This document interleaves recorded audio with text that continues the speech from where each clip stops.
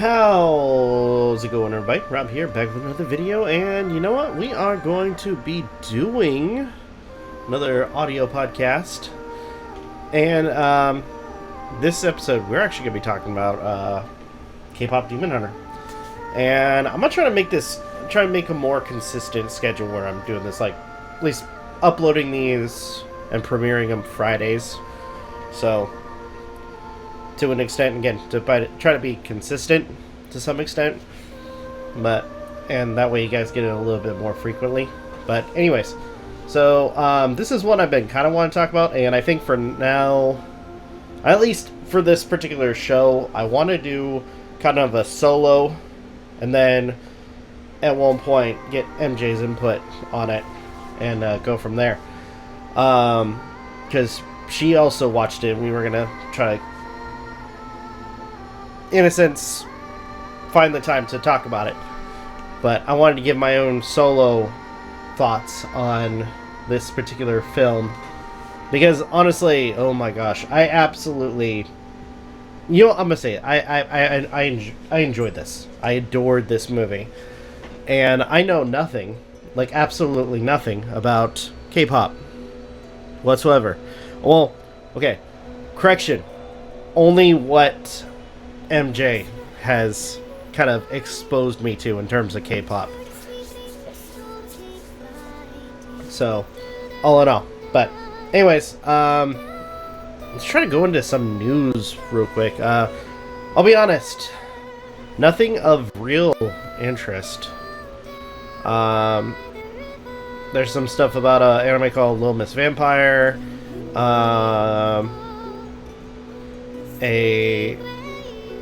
I guess just a new Kirby game for the Switch 2, apparently. Which, honestly, that sounds really cool. Some new stuff for Genshin Impact. Or, at the very least, it's ending its support for PS4 pretty soon. So, sucks for that. But, yeah, not much. I guess there's I guess there's supposed to be a film that's supposed to be coming out for, Made in Abyss, but I'll be honest, I haven't watched that show, or at least the show that the film is going to be based on, and honestly, I don't even know if and when I would actually do watch it. I've heard how horrifying that show can be, so anywho, I'm not gonna touch it. I guess Seven Seas was announced, or there's going to be announcements for it, for those who are interested.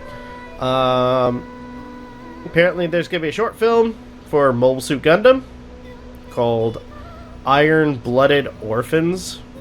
So that should be cool. I mean, I'm a big fan of the old, like, OG Gundams. Which it was brought to my attention from our good buddy Maggie, that not Maggie, not MJ, that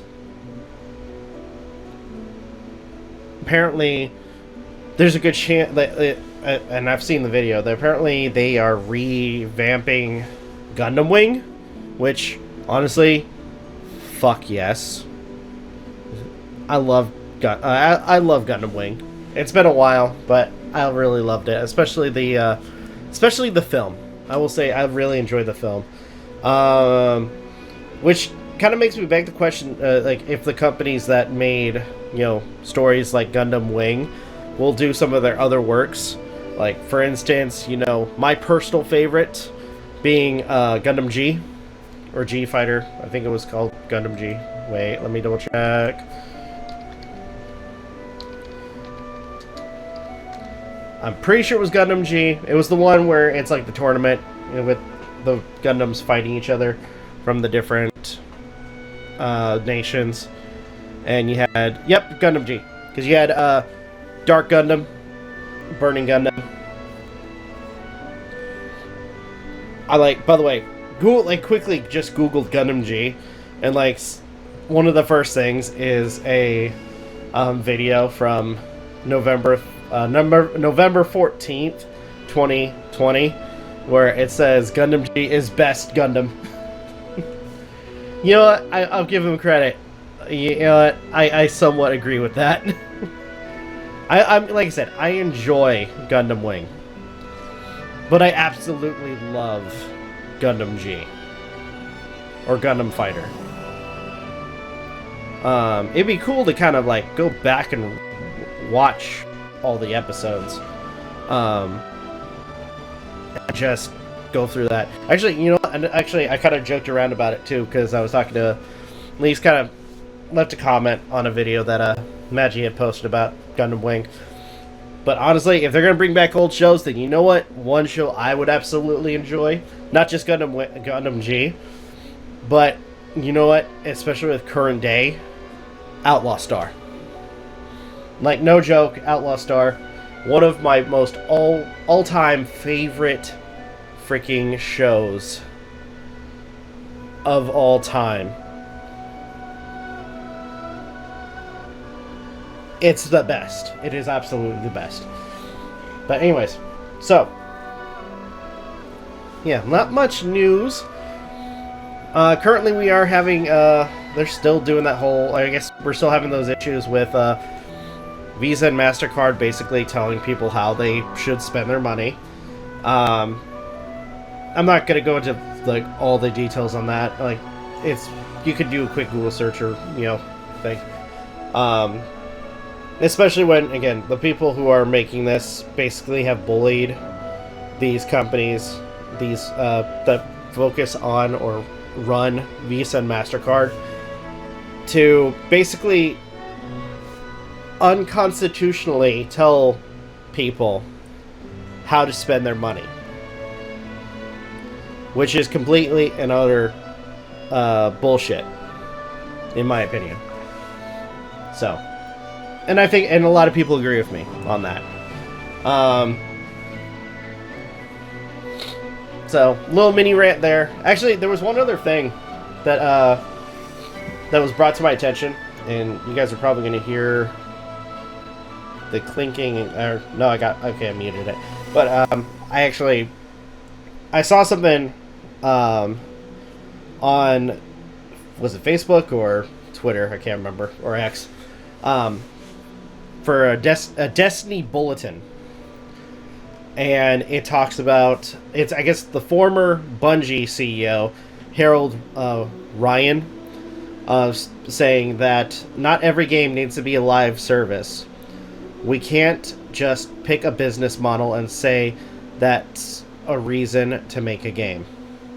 And this was more focusing on Bungie's Destiny and Destiny 2. So I'm gonna say this.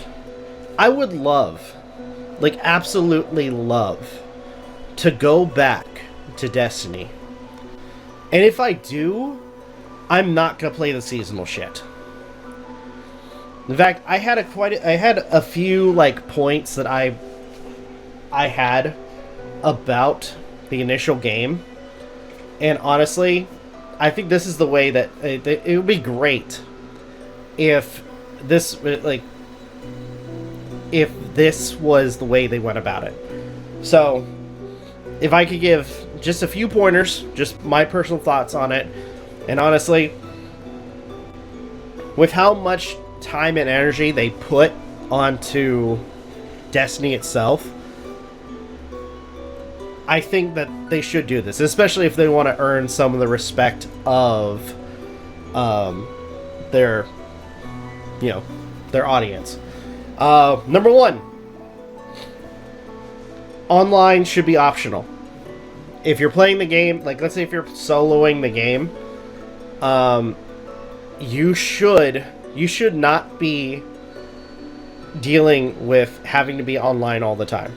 If you're playing the game by yourself, you shouldn't need to have access. You shouldn't be forced to use or have access, or have to have access to Wi-Fi in order, or internet for that matter, just to play the damn game. Especially, and I will say, especially for those who bought the game initially. I think personally, and it sucks that, and at this point, they made the game free to play, because it basically was a slap in the face to everybody who bought it. And especially since, let's face it, you're forcing people to pay for some of the expansions too. I think that,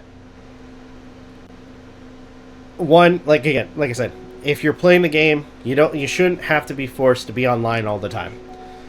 Base game, as well as other segments of the game, should be offline, accessible to the player if they so choose to be offline.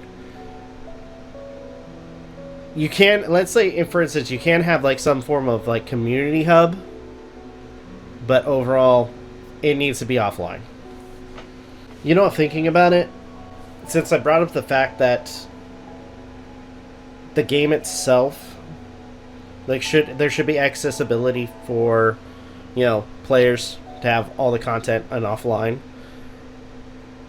Or at least, no, sorry, not all the content, but to an extent. I was about to get to that. But to an extent, players being offline, I think, personally, there needs to be a revamp, or basically just a re-release of some of the old content. I think what Bungie, honestly, there needs to be a way that Bungie basically re-releases or gives back access to all of the previous content that has been given to the players. Like, for instance, if we end up wanting to play the Red War, let us play the fucking Red War. Curse of Osiris, the War Mine on Mars. I know that's not what it's called, but you guys know what I'm talking about. Hell, some of the other DLC stuff, some of the other DLC missions, a lot of the older content, allow us to do that. And you know what? I'm gonna say this. In terms of like seasonal content, you know what? This is just me personally, and I know this doesn't make them money, but let's be fair, you're losing some of the graces of some of your fan base, I should say. Instead of doing seasonal content, how about actually, with each season, releasing a new form of DLC? I think one of the biggest drawbacks for me, especially since I don't want to play any more of the seasonal content anymore, and I think that's what killed it for me for Destiny 2, was the fact that a lot of the seasonal content is so fucking tedious. I shouldn't have to wait a week after a week after a week just to progress through a storyline. When in reality, I could, let's say, pay you or pay Bungie for, a seasonal DLC storyline and play through it. There are other games that I want to play, and it's like you just, and the fact, I'm gonna say this, and I mentioned it was tedious. The fact that I have to play one mission, basically do a particular task over and over and over and over again, just to complete a task in a fucking mission for each week, is so fucking garbage. Bosses are laughable, and this has been a constant problem since Destiny 1. I keep saying it. I'm gonna keep saying it till it gets fucking fixed.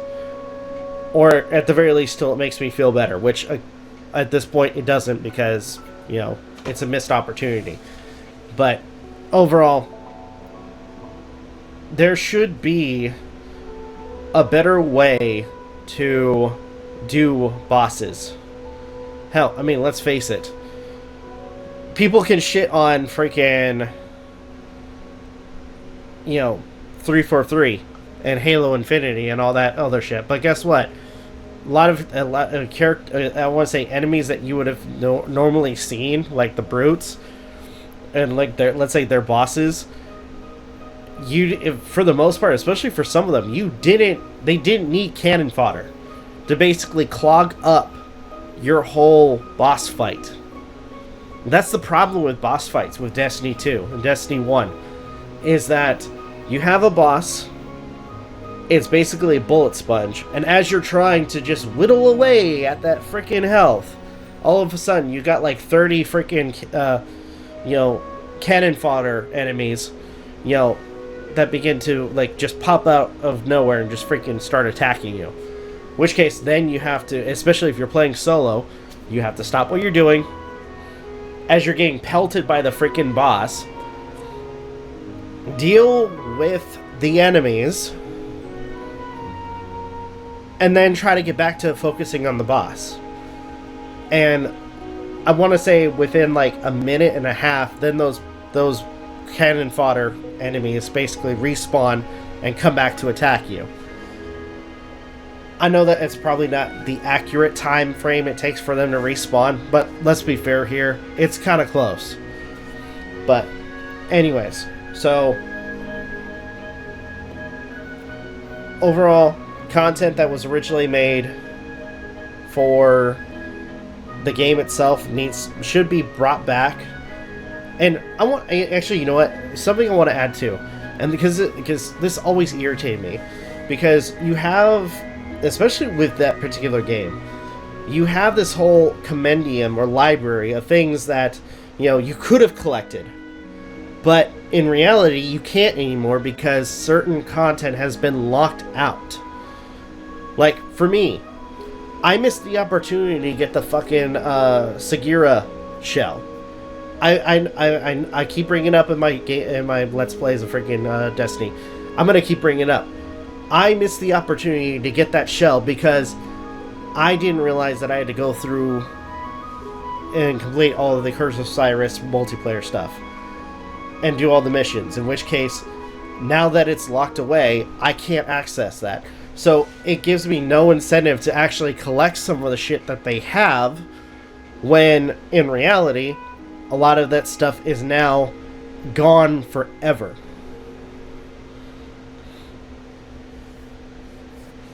Which is bullshit. So I think stuff like that, I mean at this point, it'd be nice if like some of the stuff that you can find, or at least some of the stuff that you're supposed to collect, could be found within the world, if you're lucky enough. Or at the very least, there are certain bosses where you can, or enemies, or events, I should say, where it will give you the opportunity to get some of the earlier content.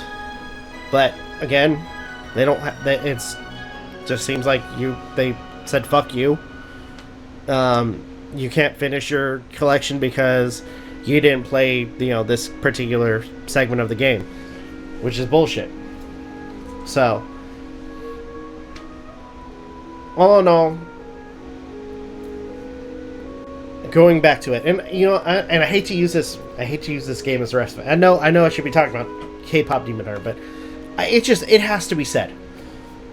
You have games, and I hate to use this as a reference, but I've been playing it recently, and it's kind of revamped my kind of curiosities of it. You have games like No Man's Sky that at first was so fucking broken, but after hearing people and hearing what people had to say about it, the developers actually took the initiative to make it better. Make it more accessible, make it more fun. It seems like with Bungie, they're just stuck. They don't want to make anything different. They basically screw players over in terms of, the content that they miss. Even though they try to make it seem, oh, like, you gotta collect this, you gotta collect. It's like, no, we can't collect it because you fucking locked us out on the content. So, overall, I'm gonna say this. If you're playing solo, you should be allowed to play offline. All the older content should be brought back, and at this point, established as part of the base game. And you know what? I'll say this. It'd be nice if they basically just re-released the game. Re-released it with all the content previously. Like as like a master collection or something like that. I don't know. But either way, make it accessible for everyone to play. Hell, if anything, you could always like add it on as an update to like a discounted update for those who have been playing it the longest.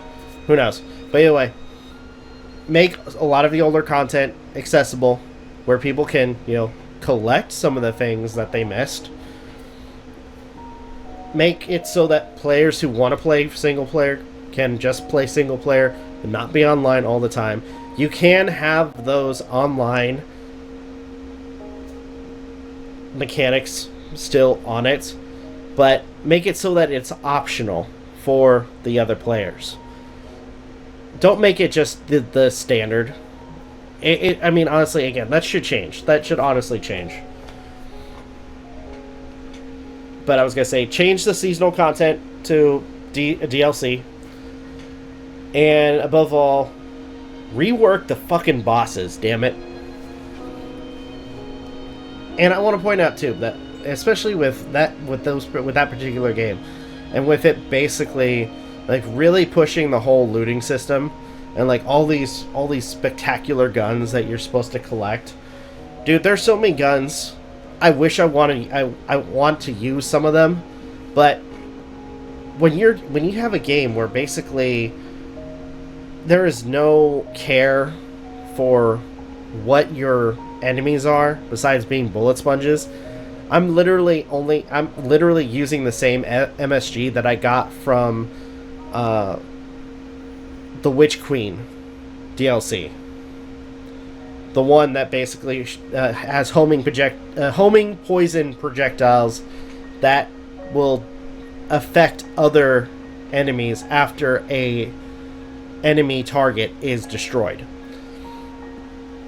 So, if I'm using the same MSG for several freaking DLCs at this point, then there's an issue. But anyway, I'm done ranting about that game. Now I'm going to get on to what I'm supposed to be here for, which is K-pop Demon Hunter. And like I said, this was. I'm just get this out of the way. Watch it now. If you haven't watched it before, go watch it now. It's actually pretty good. It's made by the same people that did the Into the Spider-Verse movies. It's directed by Chris Aflans. Hopefully I said that correctly. If I didn't, I do apologize. And Maggie Kane, written by Danya Janis, Hannah McMechen, and Megan Kang, starring Arden Cho, Mei Hyung, and Ji Young Yo. Hopefully I said those correctly. But, and again, I have to point this out. I think this is very important. Is that the only exposure I have to the K-pop genre is what has been shared to me and Aden by our friend MJ. And I gotta say, this was interesting. I guess to kind of talk about the story. You have, I guess, every generation there is a group of women that are, entertainers, they're singers, and they're demon hunters. And they use their combined abilities to strengthen and rejuvenate this thing called the hormone, which is supposed to basically entrap the demons of our world, or away from our world. Either way, it just entraps them. Even though, it does seem like some of them are kind of coming out of this entrapment. So, we end up following the three current ones from the group called Huntrix, which, if I remember correctly, from what I was able to figure out, some members who are playing the characters are from the group Twice, which I did listen to a couple of their songs, and it's actually pretty good. But you got Rumi, Mira, and Zoe, the three lead characters, who are, again, the who make up the team, or the K-pop group Huntrix. I will say that for the story, it does seem like they're about to achieve their goal by strengthening and rejuvenating and turning it gold, which apparently that's a thing. And the demons, or at least the leader of the demons, come up with an idea to stop them by creating a K-pop boy band. I am dead serious. And if you watch the trailer, you'll see that too. But most of the movie is basically back and forth with them trying to deal with the K-pop group, as well as trying to save their fans. And as well as, not to spoil it, but a certain one of the characters dealing with something internally and kind of questioning who they are, who they're meant to be, and this and that. It's a pretty cool story, and especially when, like, down the line you have this relationship that builds between, again, one of the members of Huntrix and one of the demons by the name of Jinu. So I'm not gonna say any more than that, but all in all, it was really damn good. I will say this though, and I will, because I kind of saw this coming when they reveal something like early on in the movie, in terms of like what would cause conflict between the three characters. There was a part of me where I looked at this and I'm like, this, any other conflict would have been squashed if particular characters were honest or said something, you know what I mean, about the situation that this particular character is in. Again, I wish you guys to watch it. I hope you guys watch it if you haven't watched it already. I do feel somewhat, I somewhat feel like it was forced. And honestly, in terms of like one of the characters who was a member of the previous K-pop group, or at least the singing group that Huntrix is following, I want to say that this particular this person, again from the previous group, just seems kind of, I don't want to say bitchy, but it's like they by keeping secrets, they basically allowed certain feelings to fester, and certain things to happen. Like everything could have like some of the major events could have been prevented if they were just honest.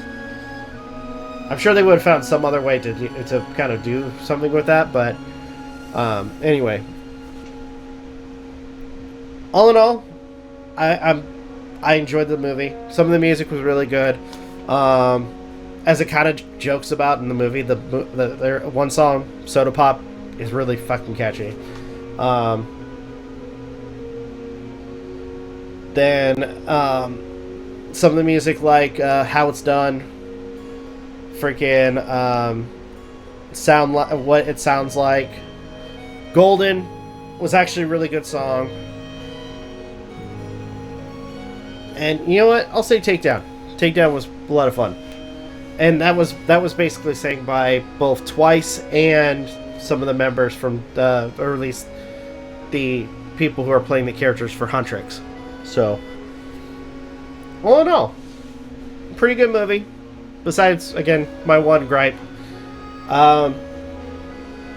Watch it. That's all I gotta say. Just watch it if you haven't. Please do so. So, good lord. All in all, really good. I enjoyed this. And I have nothing else I gotta say. So I think I'll end it here. To everybody who has been listening, thank you all for watching or listening. Truly appreciate it. If you guys can, please leave a like, comment, share, subscribe, all the good stuff. If you want to follow us on all of our socials, it's all in the description down below. As well as check out our daily content and the weekly podcast. And by the way, for the content, I myself do daily reactions or Let's Plays, depending on what I have scheduled at the time. And weekly, myself, Aden and MJ will play video games Saturday and Sunday. So, alright, with that being said, this is Rob signing off. Have a good one, take care, and I will see you guys next time.